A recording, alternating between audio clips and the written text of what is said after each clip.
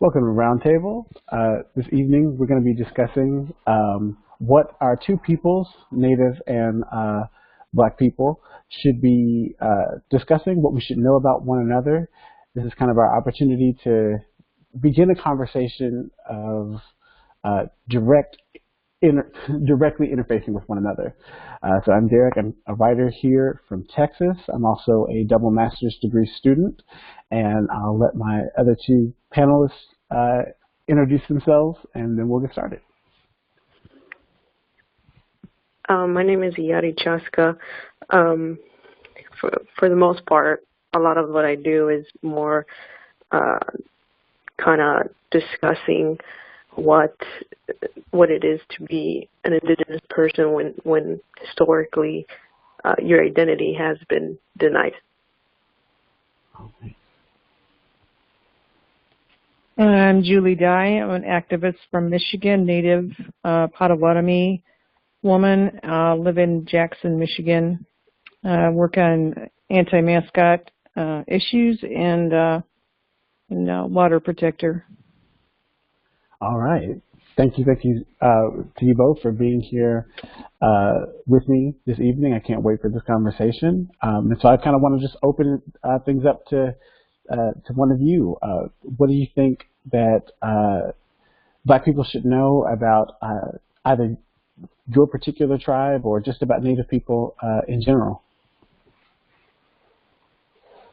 You could go first if you like. Okay. Well, not knowing what everybody already knows, I mean, it's very hard for my people to organize and get anyone in a specific leadership position, a spokesperson position, because there are 573 federally recognized nations and many additional state recognized nations and some groups that have never achieved recognized status from the federal government. So they all have separate leadership, governments, and it's just and they're sovereign nations. They're individual nations within this nation, the United States. So it's very difficult to form some sort of one body leadership that everybody would look up to or take direction from. So we're fragmented. I mean, we're everywhere, but we're kind of working on our own problems, own solutions kind of thing without anybody looking at the big picture.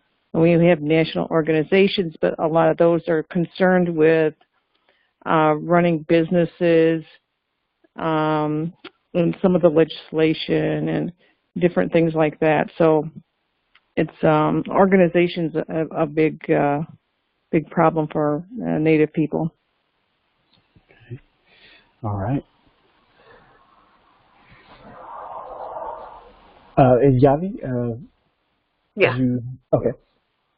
Yeah, so I guess the way I can introduce an Indigenous identity, but a person that is so-called, well, by the society is called a person that's Latino or Hispanic.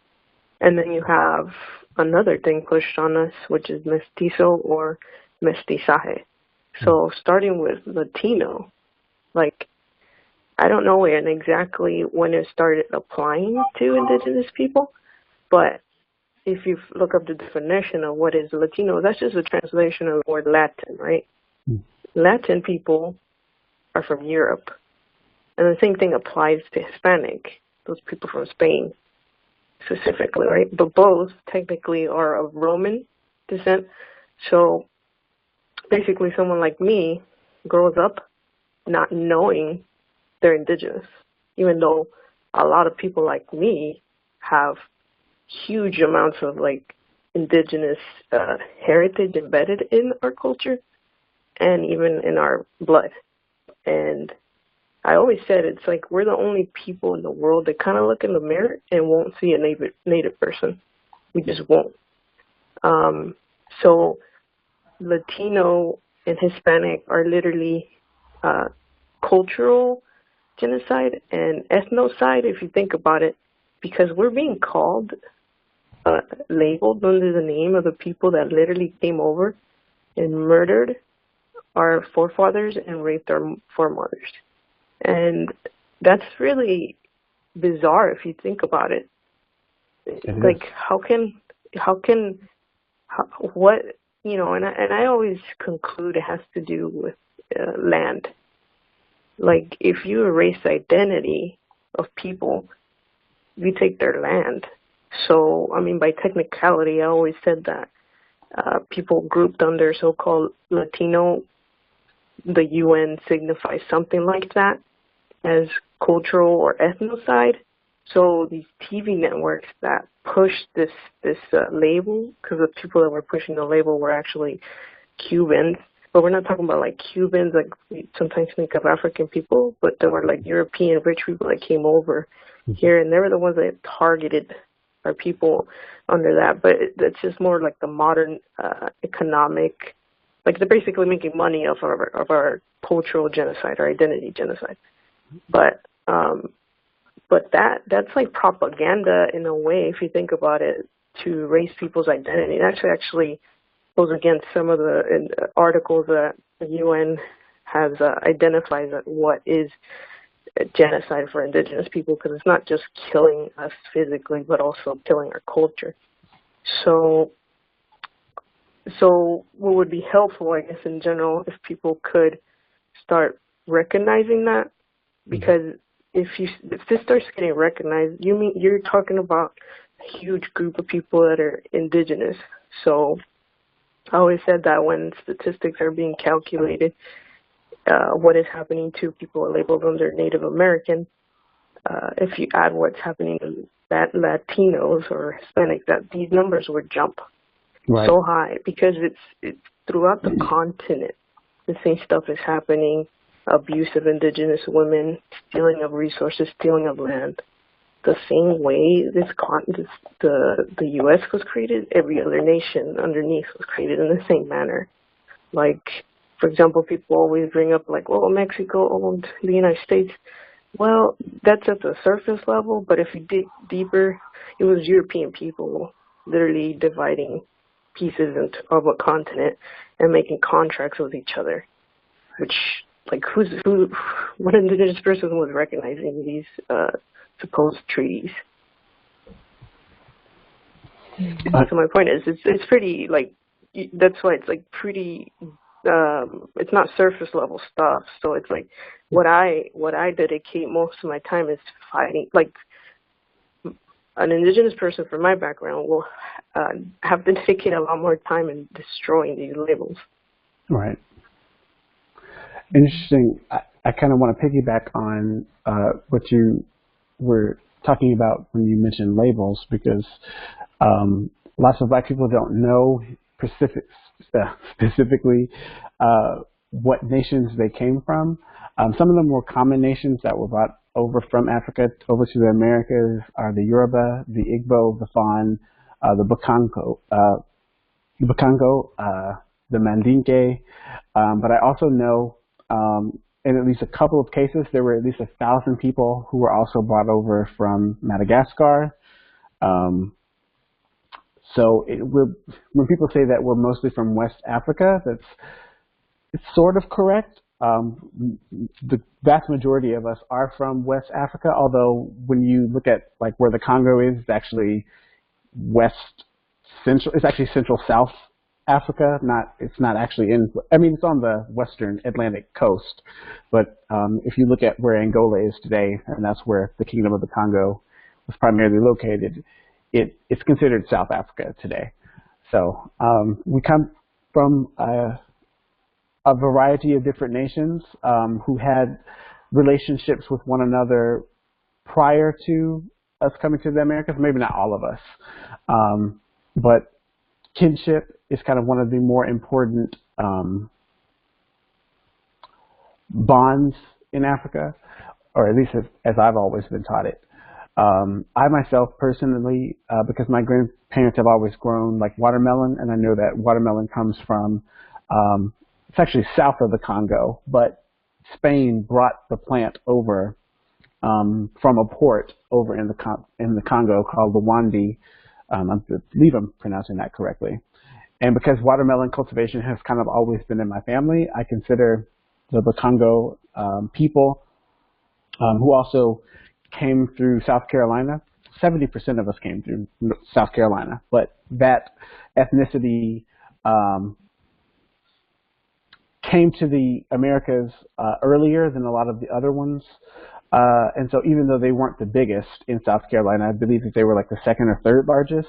They were there for the longest time, so they had kind of an outsized impact on, I guess, what would be us melding into one people, because we are one people now, although we still do have lots of differences.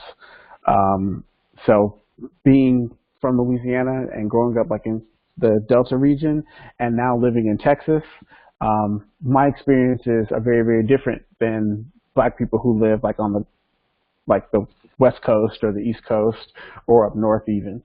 I'm reminded of that sometimes when I meet Black people who like I think Julia is joining. Hello. Hi, Julia. Hey, y'all.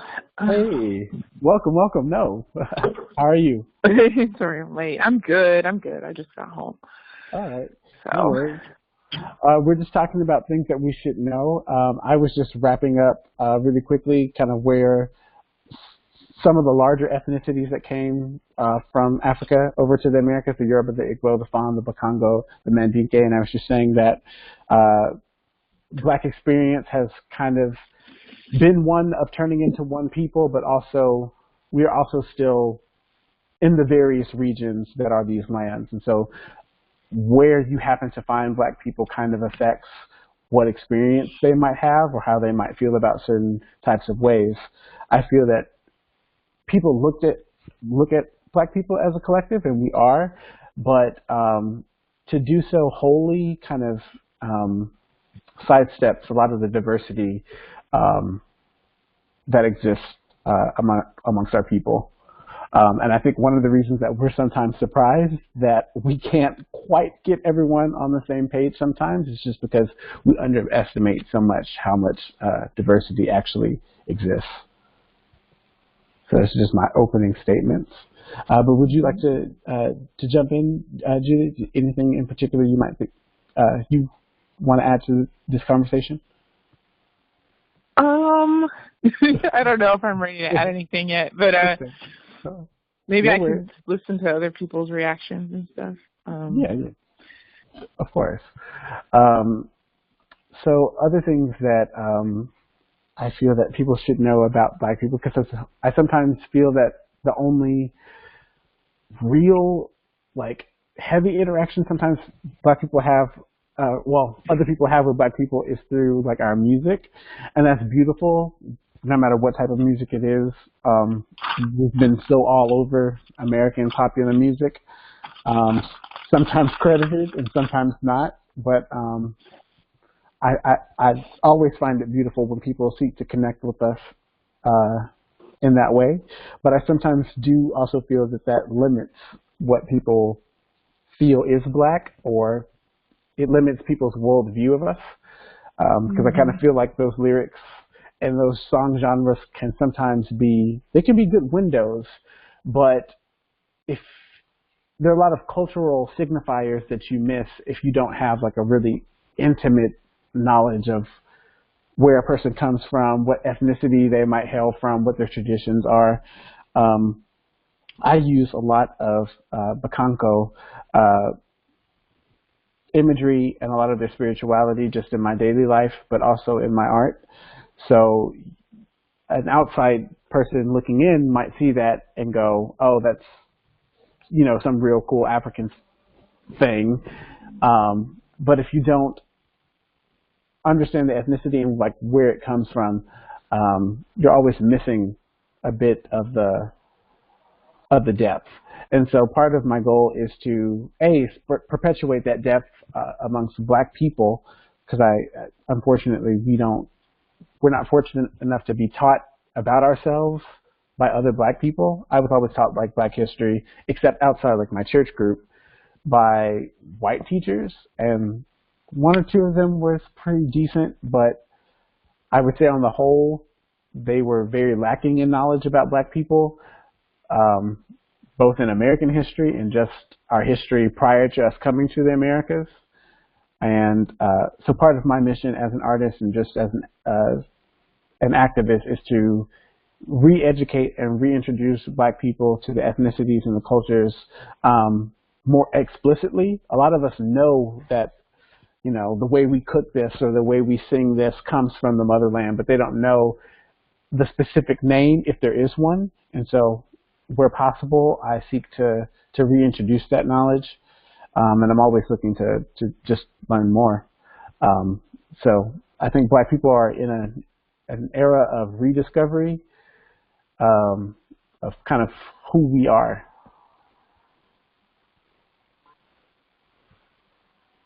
Sorry, yeah. Can I add something? Yeah, so, go ahead. So for example, how you were saying rediscovering identity.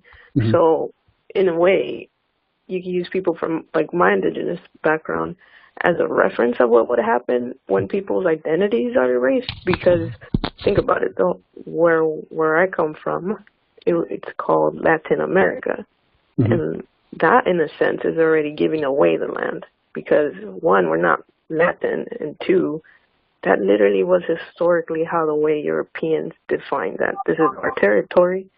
And then you also have, because in North America, what they did to destroy the, warrior spirit, the culture was Indian schools, right? Mm-hmm. But in so-called Latin America, you have something called the cosmic race, or the fifth race, which is really, that goes under mestizaje. So people use the word mestizo to mean mixed, but Mm-hmm. that's more of a modern definition, because one, it's a caste system too, from a caste system, and then two, it's technically an ideology that literally is proposed to people in general if they don't study it as kind of like, oh, look how beautiful, we're all going to mix, whites, Indians, and Africans are all going to be mixed, and we're all going to be one race, and that's how it's proposed on the surface level. But if you actually read the essay by Jose Vasconcelos called La Raza Cósmica, which is actually full title is like the mission of the Spanish or Iberian race, which is already like odd if you think about it. Right. So this is I don't know why they have a mission, and then the at the surface of what I said, it seems like it's just happy joining of people, but it's actually proposing the erasure of people by having Spanish culture, is because he considered Spanish culture to be superior to indigenous culture, and that indigenous people had nothing, have no culture, have nothing to fall back. I mean, he literally has quotes like this. He would, for example, describe Zapata in a negative manner, even though Zapata is considered a hero. He would say that Zapata was literally trying to bring back the primitivism of Montezuma being the quote-unquote Aztec ruler, that they were trying to bring back, and then when they were doing this revolutionary cause, they were no different than their ancestors, killing people with obsidian blades. I'm kind of paraphrasing, but it's the quote literally says things like this. And essentially, that was the foundation for eugenics in the 1930s in Mexico. But it's not people that you would look at me and say, oh, Yari, Mexican. Not that kind of Mexican. It's European people that are living in their colony that they created, which is Mexico. And they were literally, it was like a romanticization of eugenics. And this is like a plague within within indigenous people today that come from more of my background. Like, this is everywhere. Like, for example, my mother, when she was in Nicaragua, she was taught she's a mestiza. So there's like a point. People are being taught this. That's technically erasure. It's not as extreme as in harsh and what happened here in so-called North America and Indian school, but it's a remnant of it, because I think that the Latino and Hispanic label is essentially, or mestizo, is essentially the same thing as kill the Indian, save the man. Because what you want to do is just erase a person and make them into an artificial European. So this is kind of like the things that most people don't know in general. Right. So that's why it's like a good example of identity erasure would be to look at so-called Latinos. And even in the fact that we're considered illegal aliens on our own land is another slap in the face. Mm-hmm. I live on what used to be Mexico, which I still consider to be Mexico. Mexican culture is the best thing about Texas. Just let me just say, like, straight up. I want to move back to San Antonio all the time. I lived there for a year. But I was having a conversation with a good friend of mine recently about, because I've only started hearing my, I guess, Mexican American friends speak about themselves as though they are indigenous. Like, I felt like more in high school. I took Spanish in high school, even though I'm a French Creole. But it was in high school. I feel like I heard more about like Hispanic culture, and now I'm starting to hear more about Mexican American people who are rediscovered. I don't know if it's a rediscovery or if I don't even know exactly the nomenclature for it, but I'm just hearing that more, and I'm wondering if that's because there's an internal conversation going on in the community, or if that's because of social media, or it's probably more now because of the spread of social media, right? Like, but I know that for a fact the restoration of that identity comes from, I believe, 50s and 60s under something called Mexica Yodel, which is a Nahuatl word, Mexica, for what people think as Aztec, right? Because Aztec is not like, the Aztec Empire would be like an incorrect label because they actually named themselves the Mexica. Mm-hmm. So, and then Yodel being a word for essence. So, like, this was a foundation for the restoration of what you consider, let's say, what you consider a Mexican person to re-identify with their indigenous roots. Okay. So eventually it ended up here in the U.S., and then that's why probably you see, like, more people kind of promoting it. And you're right, there's more people being more aware. Okay. I think also, the Black Lives Matter movement, really part of it was police brutality, and that was the obvious, like, political part.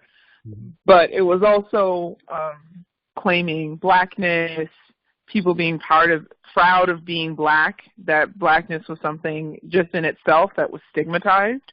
Right. And so being proud of, like, blackness and what that means in terms of food, in terms of culture, in terms of history, things like that. I think that and I think the undocuqueer movement and the fight for legalization, even with the issues among that, I think that's given a lot of those influence other movements and, like, provide pride.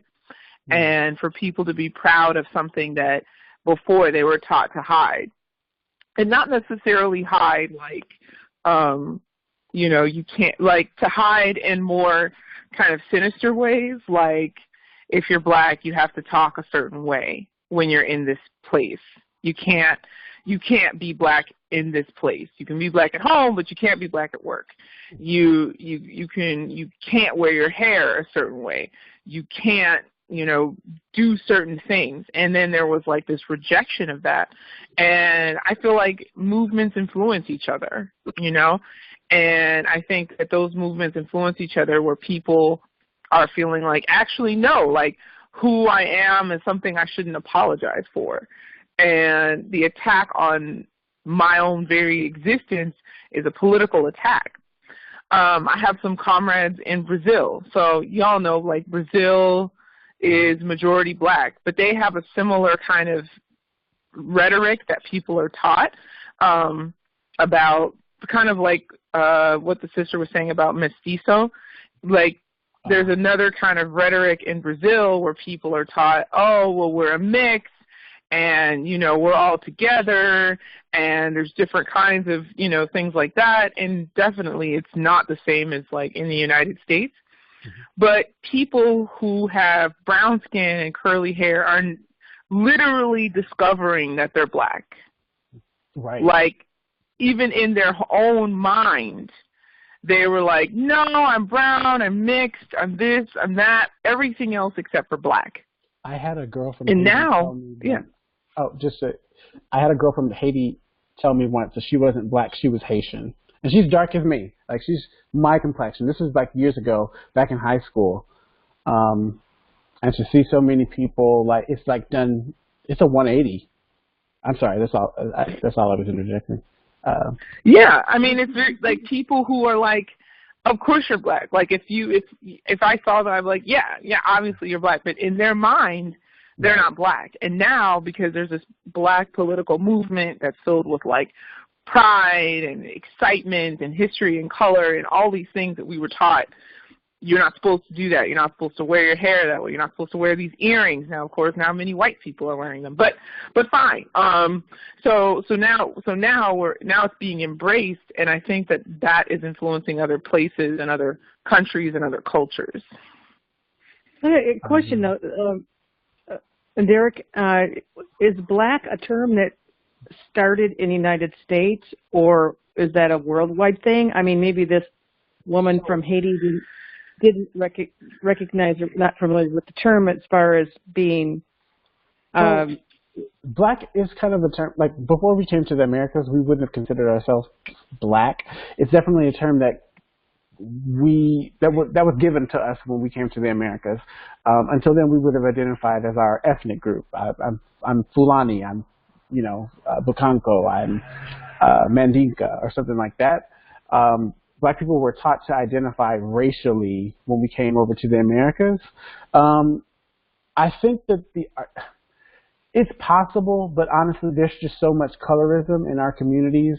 That's a European thing. Yeah, I'm so familiar with it. It's being like a Louisiana Creole. Like, there are Louisiana Creoles who are very, very fair-skinned, and they are very, very intent on you knowing that they are descendants from Europeans. And then there are Creoles who are very, very intent on you knowing that they are black Creoles. It's kind of a mixed bag. It's kind of always favored being lighter, but Creoles like me do exist we are black Creoles. So we've always said that we're black Creoles. But there's such, colorism is so rampant, especially for black people here in the Americas.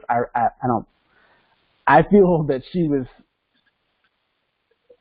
that colorism is basically behind her statement more than anything else. Yeah, because it was like, if somebody called you black, it used to be negative. Right. And then the Black Power, Black is Beautiful happened, and that was like a challenge to that. Growing up in Louisiana, kids used to just call me Africa. Like, for no reason. I'm not from Africa. Like, my family's been in Louisiana for like hundreds of years. But just because they associate dark skin with Africa, and because kids are silly and aren't very good at insults.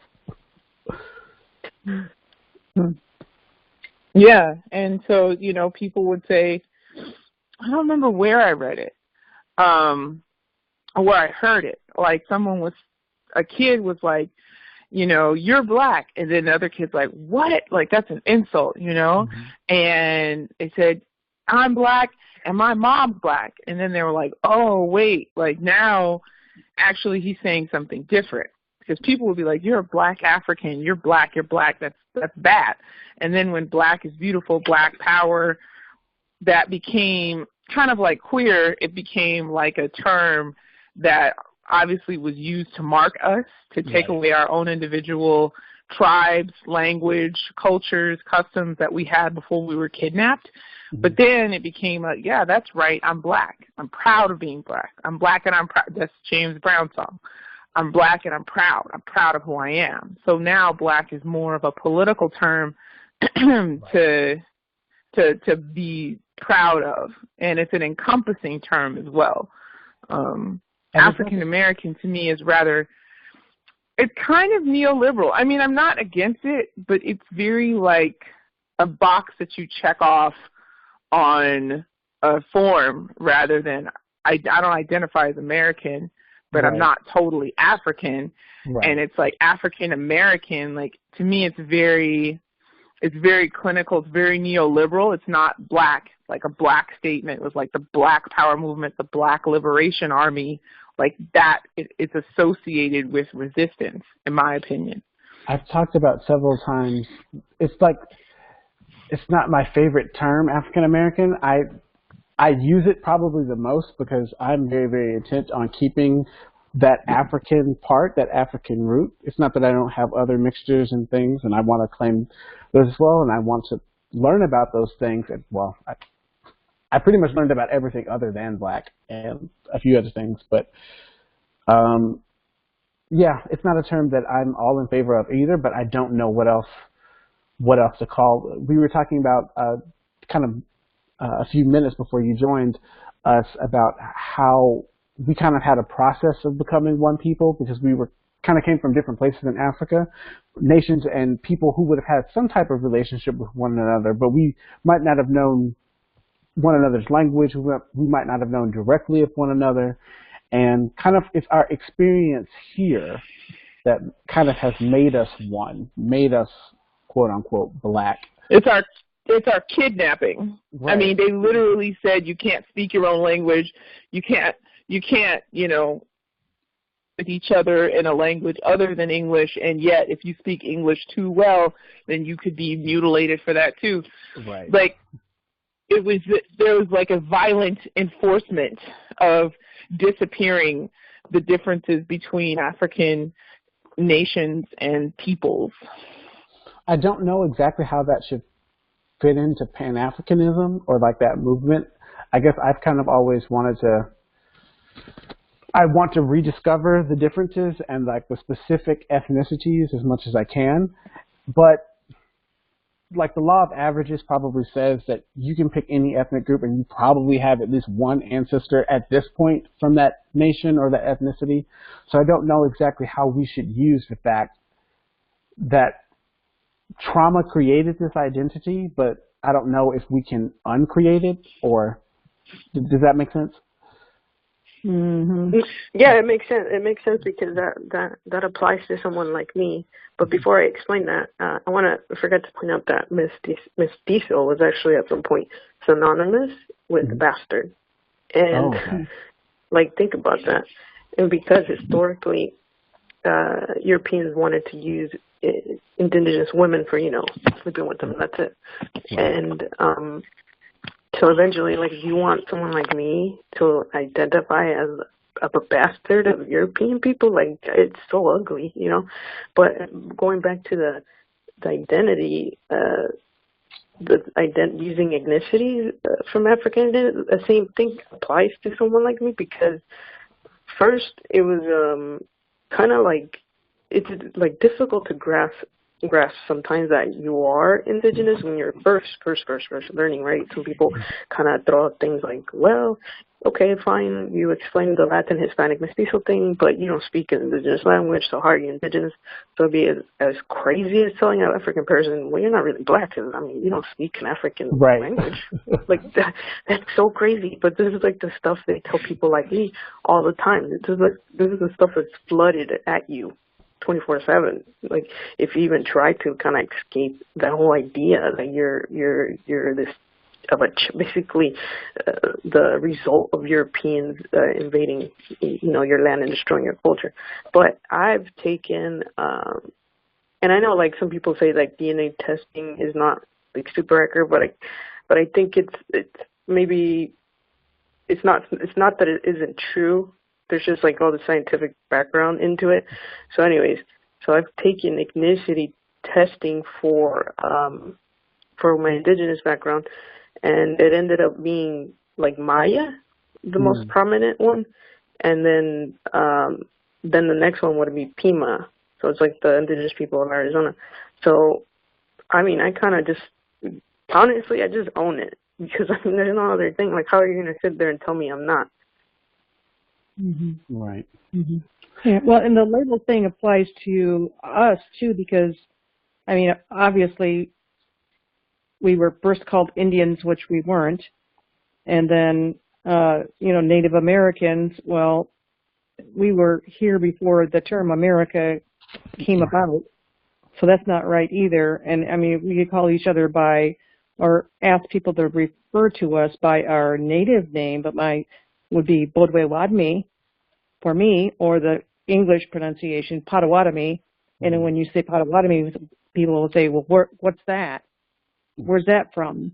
And then you go into a long explanation of where your nation, where your homeland is, and so it's really confusing. And Canadians, they took on the term First Nations, which to me makes a lot of sense. I kind of like that term, but I guess we just have to use. Wait, what was the term that you liked? First Nations. Oh, First Nations. Mm-hmm. What's kind of behind that difference in how Canadians, I guess, tribal members chose to identify, and is there something that's prohibiting tribes here from identifying as First Nation, or is that like something very specific to Canada only? Yeah, I don't know. For some reason they just started. It hasn't been that many years that they started using that term all across Canada. All the individual tribes referring to themselves. And I don't know if that was something that they got government sanctioned for. I don't know how it came about, but that's how they refer to themselves and in the legal documents and everything. So, and it didn't used to be that way. It used to be that way. Okay. I'm not sure where that came from. I spend a lot of time talking about the Yawa cross, which is a Bakongo symbol. You probably see me post about it on Twitter because I'm obsessed with it. But it's basically just the cross as you know it, only with these lines moving in a counterclockwise direction. It's signifying 4 different points. The symbol itself is representative of the Congo cosmology, believing that a life starts in the east. You rise to the noon position, which is also associated with maleness. Your sun sets in the west, and in the west, you also experience death, which is supposed to take you under kind of like the great waters. The Congo cosmology believes that the world of the living and the dead are not separate, but they're like reflections of one another. So it's like the world of the dead is kind of like the reflection that you would see like on the surface of a lake. So when the sun seeks or sets in the west, it goes into the land of the ancestor. And this is all pre-Christian. This is a pre-Christian symbol. It's been confirmed. And so I spend a lot of time talking to Black people about that because I do feel that synchronizations like that are kind of behind the reasons that we took to Christianity the way we did, especially in South Carolina and on the Atlantic coast. But I'm really, really interested in using symbols like that, especially because it's a synchronism of another religion, Christianity. But I'm really interested in reintroducing those concepts back into like the Black consciousness so that we can begin to really just think in an indigenous mindset again, or one that would be more indigenous. Not every Black person comes from the Congo. Like I said, just by the law of averages, you probably have an ancestor that did. And even if you didn't, because 70% of us came through the ports where they were active, they had an outsized effect on what would come to be our spiritual practices here in the United States. So I'm really, really interested in taking symbols like that and I guess subverting common understandings of it and kind of reintroducing our indigeneity back into our communities. And so I would love to hear about anyone else's experience of kind of, and we've been talking about it this entire time of, and I know that tribes do a lot of language revitalization and things of that nature, but I'd love to hear about efforts to kind of do similar things in the Native community.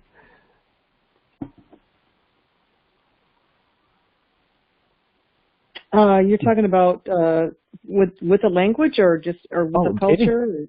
Any culture, language, anything at all? Anything you find important? Yeah,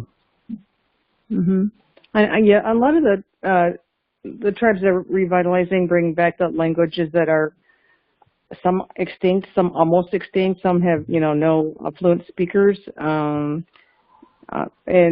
my tribe actually sent 2 young people to the Forest County Potawatomi reservation in Wisconsin, and they stayed there for 4 years to immerse themselves in the language, and then they brought it back.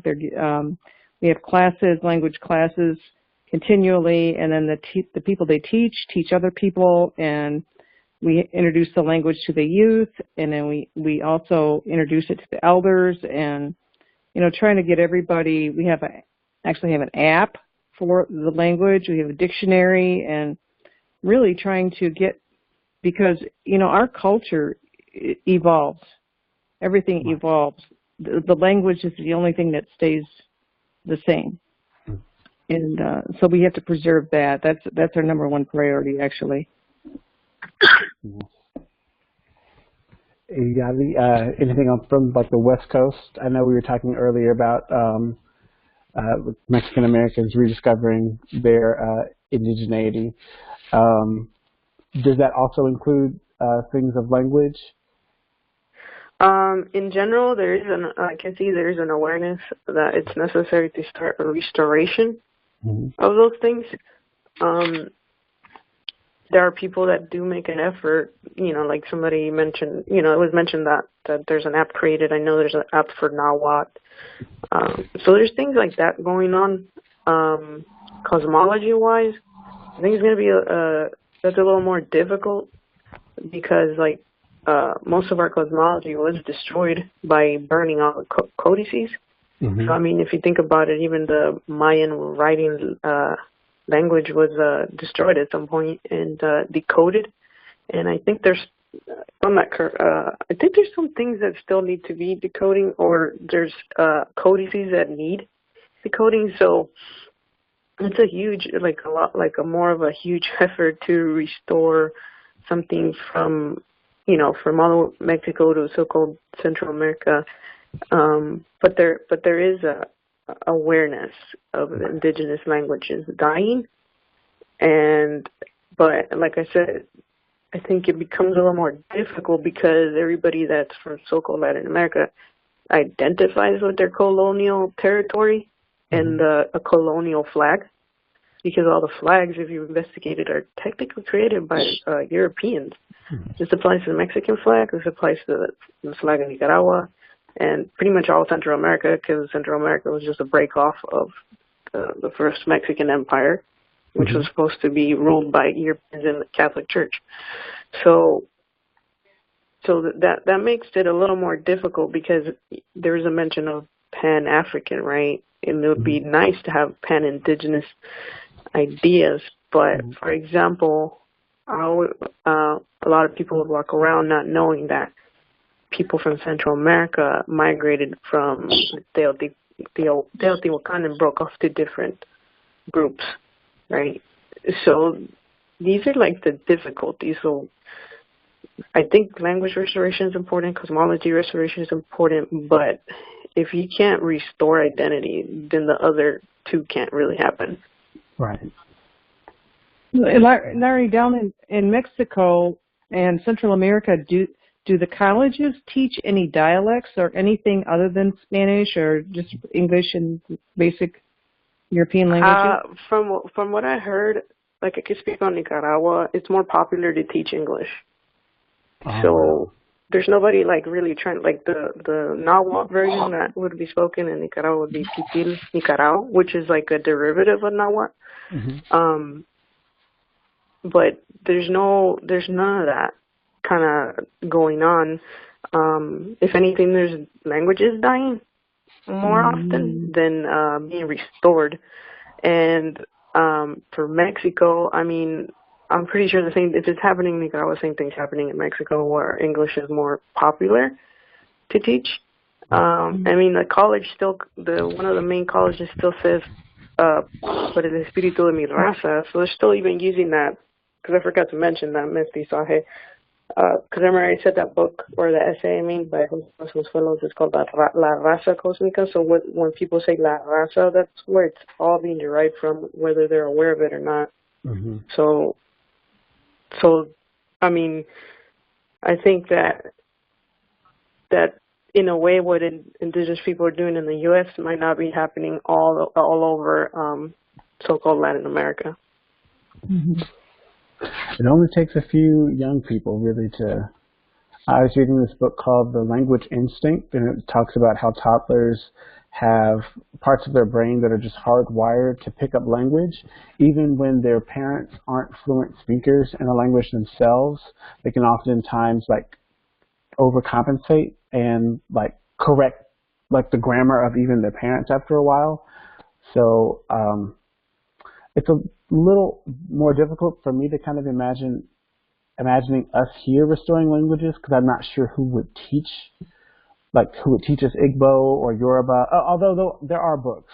And we really only need like a few young people to really kind of just make that a thing.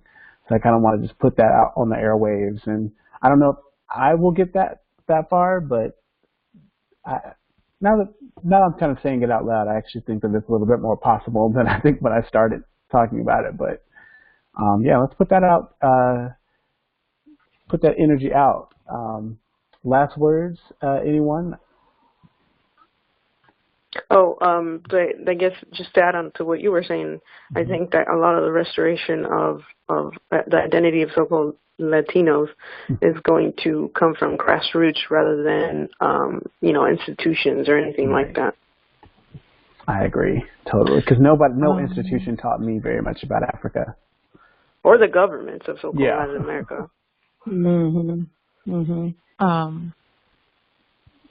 I'm wondering, I know we didn't get a chance to talk before, but I know I keep asking about if people have seen that show Blackstone, because it talks about some of the things that people have mentioned. It talks about forcing Native people into schools. It talks about missing Native women, alcoholism. It's Native run, Native directed, Native acted, Native written.